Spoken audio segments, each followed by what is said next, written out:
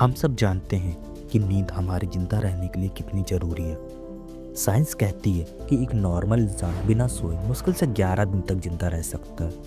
उसके बाद दिमाग और शरीर जवाब दे जाते हैं। लेकिन सोचिए, अगर साइंस के इस नियम को तोड़ने की कोशिश की जाए, क्या हो अगर हम किसी को ज़बरदस्ती महीनों तक सोने ही ना दें। वर्ल्ड वार 2 के दौरान सोवियत रसिया के एक सीक्रेट बंकर में 5 कैदियों पर एक ऐसा एक्सपेरिमेंट किया गया था जिसके नतीजे देखकर खुद साइंटिस्ट की रूह कांप गई थी। स्पूकी शाला। स्वागत है स्पूकी शाला में। आज हम खोलेंगे फाइल दी रसियन स्लीप एक्सपेरिमेंट की। साल था 1947।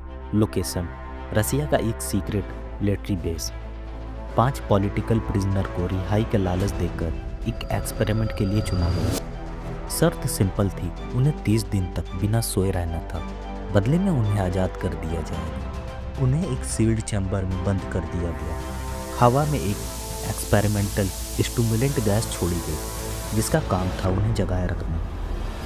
शुरुआत के 5 दिन सब नॉर्मल था। कैदी आपस में बातें कर रहे थे, अपने पास्ट की कहानियां सुना रहे थे। लेकिन 5 दिन के बाद बातों का टॉपिक बदलने लगा। माहौल में एक अजीब सी टेंशन आ गई।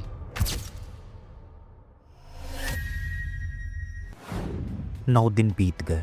अब कैदियों ने आपस में बात करना बंद कर दिया था। वो सिर्फ चैम्बर में लगे माइक्रोफोन्स में धीरे धीरे फुसफुसा रहे थे। हर कोई दूसरे की चुगली कर रहा था। सबको लगने लगा कि बाकी 4 उनके खिलाफ साजिश कर रहे हैं। पैरानोआ अपने पीक पर था।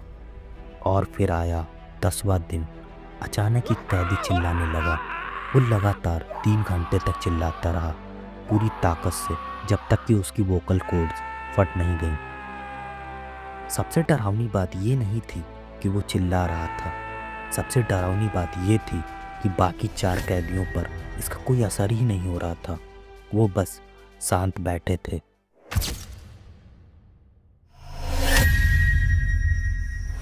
चौदह दिन बीत गए।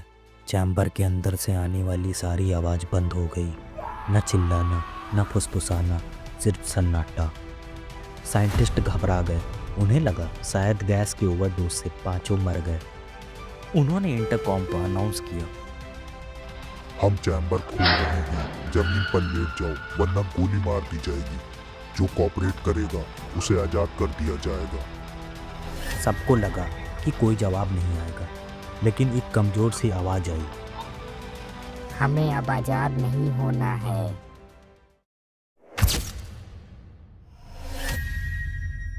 15वें दिन आखिरकार गैस बंद हो गई और चैम्बर का दरवाज़ा खोला गया। जो नज़ारा अंदर था उसे देखकर सोल्जर्स ने उल्टियाँ करना शुरू कर दी।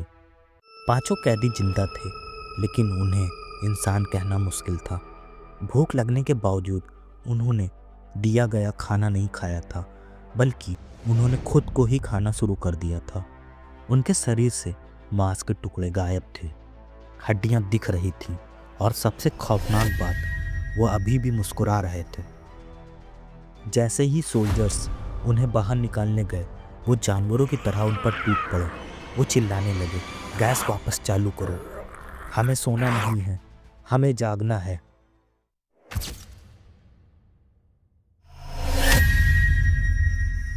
हाथापाई में बाकी कैदी मारे गए।